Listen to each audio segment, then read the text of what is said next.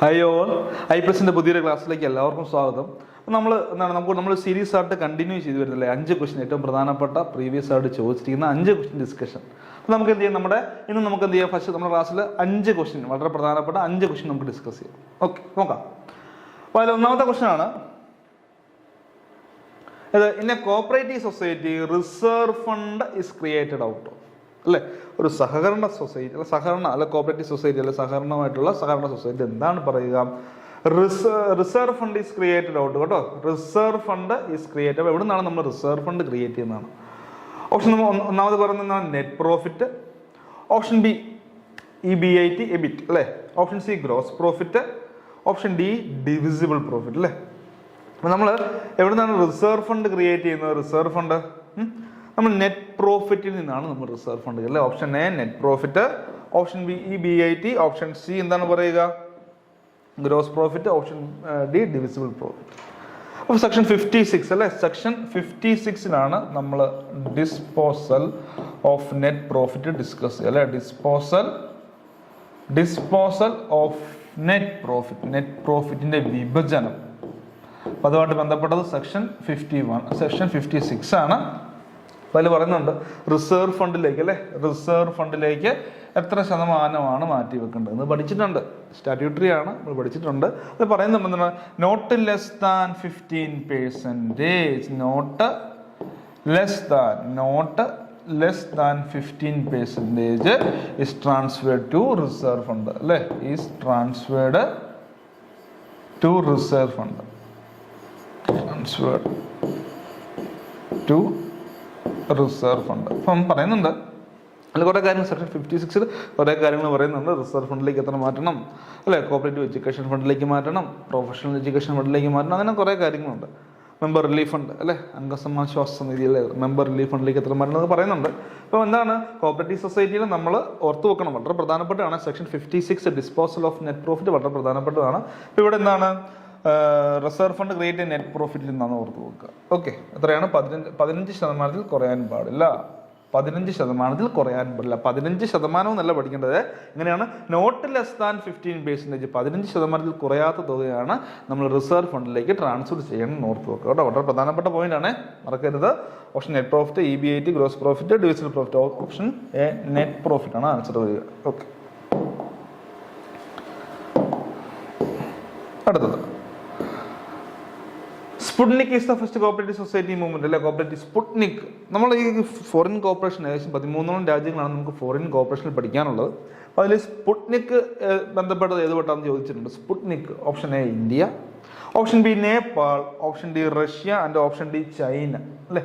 Sputnik പുറത്തേക്ക് Sputnik. നമുക്ക് സാധാരണയായിട്ട് നമ്മൾ ഒരിക്കലും ഇന്ത്യ എഴുതില്ല, നമുക്ക് വേറെ രീതിയിൽ എങ്ങനെയാണ് ക്വസ്റ്റ്യൻ ആൻസർ ചെയ്യുന്നത് നമുക്കിപ്പോൾ പ്രോപ്പറായിട്ട് ആൻസർ അറിയത്തില്ല എന്ന് ഞാൻ പറഞ്ഞിട്ടുണ്ട് നിങ്ങളോട്, നമ്മൾ ഡിലീറ്റ് ചെയ്ത് വിടുക അല്ലേ. അപ്പം ഇവിടെ നമുക്ക് എന്താണ്, ഇന്ത്യ നമ്മൾ എഴുതില്ല, പിന്നെ ഓപ്ഷൻ ബി നേപ്പാൾ എഴുതില്ല നമുക്ക് അങ്ങനെ വരാൻ ചാൻസ് ഇല്ല. പിന്നെ 2 ഓപ്ഷൻ എന്ന് പറഞ്ഞാൽ റഷ്യ ഉണ്ട്, ചൈനയുണ്ട്. പൊതുവേ നമ്മൾ റഷ്യ എഴുതാൻ ഒരു ടെൻഡൻസിയാണ് കാണിക്കുക. സ്പുട്നിക് റഷ്യ, ഒരിക്കലും റഷ്യ അല്ല, അതിൻ്റെ ആൻസർ ചൈനയാണ് കേട്ടോ. അപ്പം നോട്ട് ചെയ്ത് പഠിച്ചോണം. ഫോറിൻ കോപ്പറേറ്റീവ് മൂവ്മെന്റിൽ പഠിക്കാനുള്ളത് ചൈന. അതുപോലെ നമുക്ക് ദേശീയ 13 രാജ്യങ്ങൾ പഠിക്കാനുണ്ട്. അത് ചൈനയെ പഠിക്കാനുള്ളതാണ് അല്ലേ. റഷ്യ പഠിക്കുന്നുണ്ട്, ചൈന പഠിക്കാനുണ്ട്. എന്താണ് ആദ്യം? England, Germany, Sweden, Ireland, Denmark. ഈ 5 ഏറ്റവും ഫേമസ്. സ്വീഡനോട് പഠിക്കണം കേട്ടോ. ഈ ഇത്തരം രാജ്യങ്ങൾ വളരെ പ്രധാനപ്പെട്ട ഫസ്റ്റ് ലെവൽ കൺട്രീസ് ആണ് പഠിക്കേണ്ടത്. പിന്നീടുള്ളത് നമ്മൾ കറക്റ്റ് മനസ്സിലാക്കി വെക്കുക. ഓക്കെ, അപ്പോൾ അതിൽ വളരെ പ്രധാനപ്പെട്ട വരുന്ന രാജ്യങ്ങൾ 2ാം ലെവലിൽ വരുന്നതാണ് റഷ്യ, ചൈന, ഇസ്രായേലൊക്കെ. അപ്പോൾ അതിൽ ഇവിടെ ആൻസർ ഏതാ വരിക? സ്പുട്നിക് വരുന്ന ആൻസർ ഏതാണ്? ചൈനയാണ് കേട്ടോ. സ്പുട്നിക്കിൻ്റെ ആൻസർ ചൈനയാണെന്ന് ഓർത്ത് വെക്കുക. പിന്നെ എന്താണ്? During inflation the value of currency അല്ലേ. അപ്പോൾ ഇൻഫ്ലേഷൻ സമയത്ത് കറൻസിയുടെ വാല്യൂ ഓപ്ഷൻ എ ഇൻക്രീസ് ചെയ്യുന്നു, option B remain constant, option C decrease and option D cannot say. എന്ത് ചെയ്യും? ഇൻഫ്ലേറ്റ് ചെയ്യുന്ന സമയത്ത് ദ വാല്യൂ ഓഫ് കറൻസിയുടെ വാല്യൂ എന്ത് ചെയ്യുക എന്ന് ആലോചിച്ച് നോക്കിയേ. ഇൻഫ്ലേഷൻ സമയത്ത് കറൻസിയുടെ വാല്യൂ എന്ത് ചെയ്യും? ഓപ്ഷൻ എ ഇൻക്രീസ് ചെയ്യുമെന്ന് പറയുന്നു, ഓപ്ഷൻ ബി റിമെയിൻ കോൺസ്റ്റന്റ്. ഒരിക്കലും റിമെയിൻ കോൺസ്റ്റന്റ് ആയിരിക്കില്ല. വ്യത്യാസം അനുസരിച്ച് വാല്യൂ എന്താണ്, ഇൻഫ്ലേഷൻ ഡിഫ്ലേഷൻ ഒക്കെ സമയത്ത് വ്യത്യാസം വരും. പിന്നെ ഓപ്ഷൻ ഡി ക്യാനോട്ട്സ്. ആൻസർ ഏതാണ് വരിക?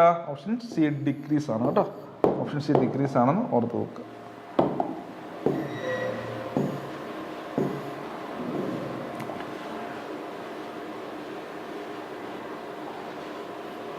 അടുത്ത ക്വസ്റ്റൻ നോക്കിയേ.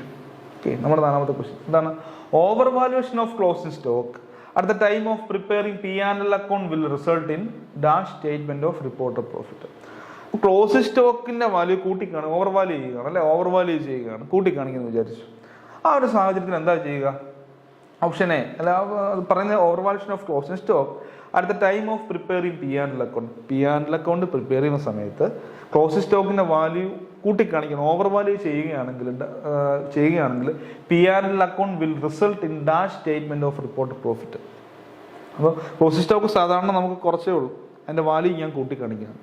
ക്ലോസിംഗ് സ്റ്റോക്കിന്റെ വാല്യൂ കൂട്ടിക്കാണിക്കുക, അസറ്റ് കൂട്ടിക്കാണിക്കുക എന്നർത്ഥം അല്ലേ. ക്ലോസിംഗ് സ്റ്റോക്ക് ഞാൻ കൂട്ടിക്കാണിക്കുകയാണ്. അങ്ങനെ ചെയ്യുന്ന സമയത്ത് P&L അക്കൗണ്ട് പ്രിപ്പയർ ചെയ്യുമ്പോൾ നമുക്ക് എന്താണ് പറയുക? P&L account will result in dash statement of reported profit. അപ്പോൾ റിപ്പോർട്ടഡ് പ്രോഫിറ്റ്, അതായത് അവിടെ കാണിച്ച പ്രോഫിറ്റ് കറക്റ്റ് ആയിരിക്കും. എങ്ങനെയായിരിക്കും അതിന്റെ ഒരു സാഹചര്യം? സ്റ്റോക്ക് കൂട്ടി കാണിക്കുകയാണെങ്കിൽ പ്രോഫിറ്റ് എങ്ങനെയായിരിക്കും എന്നാണ് ഉദ്ദേശിക്കുന്നത്. ഓപ്ഷൻ എ ഫെയർ ആകുമോ? നിങ്ങൾ ആലോചിച്ച് നോക്കിയേ. കാരണം നമ്മളവിടെ കൃത്രിമം കാണിച്ചു അല്ലേ.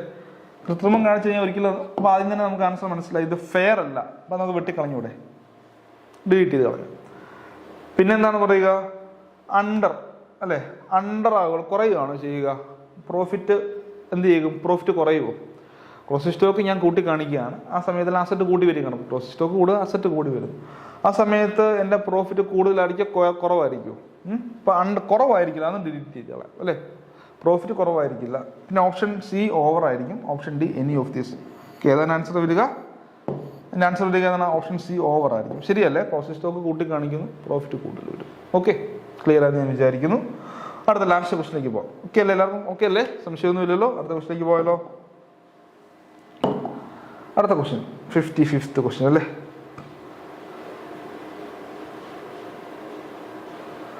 Salaries outstanding of the previous year which is paid during the year is dash to the current year. Okay, എന്താ പറയുക? ഔട്ട്സ്റ്റാൻഡിങ് സാലറി കൊടുക്കുക. നിങ്ങൾ പഠിച്ചിട്ടുണ്ട്, അക്കൗണ്ടൻസി പഠിച്ചിട്ടുണ്ടല്ലേ. കുറേ കാര്യങ്ങൾ, ഔട്ട്സ്റ്റാൻഡിങ് എക്സ്പെൻസുകൾ, പ്രീപെയ്ഡ് എക്സ്പെൻസ് തുടങ്ങിയ കുറേ കാര്യങ്ങൾ പഠിച്ചിട്ടുണ്ട്. ഇപ്പോൾ salaries outstanding of the previous year which is paid during the current year is dash to the current year. എന്താ പറയുക? അതായത് സാലറീസ് കഴിഞ്ഞ വർഷം കൊടുക്കാനുണ്ടായിരുന്നു, കൊടുത്തിട്ടില്ല. ഔട്ട്സ്റ്റാൻഡിങ് കൊടുക്കാനുണ്ട്, ഔട്ട്സ്റ്റാൻഡിങ് പറയാൻ കൊടുക്കാനുണ്ട്, കൊടുത്തിട്ടില്ല അല്ലേ. സമയം പക്ഷേ കൊടുത്തിട്ടില്ല. അപ്പോൾ കഴിഞ്ഞ വർഷത്തെ സാലറി നമ്മൾ ഈ തവണ എന്ത് ചെയ്യുകയാണ്? Salaries outstanding of the previous year which is paid during the year is dash to the current year. Option A payment liability, option B asset, option C income, option D expenditure. ഏതിൽ വരും? ഏതാ വരിക? Option A payment liability, option B asset, option C income, option D expenditure. കൊടുക്കാനുള്ള salary കൊടുത്തിട്ടില്ല, എന്ത് ചെയ്യും? കൂട്ടിക്കാണ്, liability ആണ് അല്ലേ. ഓപ്ഷൻ എ പേയ്മെന്റ് ലയബിലിറ്റി എന്ന് ഓർത്ത് കേട്ടോ. ഓപ്ഷൻ എ പേയ്മെന്റ് ലയബിലിറ്റി ആണ് അതിൻ്റെ ആൻസർ വരിക. Okay, option A payment liability ആണ്, അസറ്റ് അല്ല, ഇൻകം അല്ല, എക്സ്പെൻഡിച്ചർ അല്ല. അതൊരു പേയ്മെന്റ് ലയബിലിറ്റി ആണെന്ന് ഓർത്ത് വെക്കുക. ഓക്കെ, അപ്പോൾ ഇങ്ങനെ 5 ക്വസ്റ്റ്യൻസ് ആണ്, വളരെ പ്രധാനപ്പെട്ട 5 ക്വസ്റ്റ്യൻസ് ആണ് നമ്മൾ ഈ ക്ലാസ്സിൽ ഡിസ്കസ് ചെയ്തത്. നിങ്ങൾക്ക് മനസ്സിലായെന്ന് വിചാരിക്കുന്നു. നമുക്ക് അടുത്ത ഒരു എന്താണ് പറയുക, കുറച്ച് ക്വസ്റ്റ്യൻസ് പാട്ട്, അടുത്ത 5 ക്വസ്റ്റ്യൻസ് പാട്ട് നമുക്ക് എന്താണ് ഇതിൻ്റെ കണ്ടിന്യൂസ് നെക്സ്റ്റ് സീരീസിൽ കാണാം. Okay, thank you.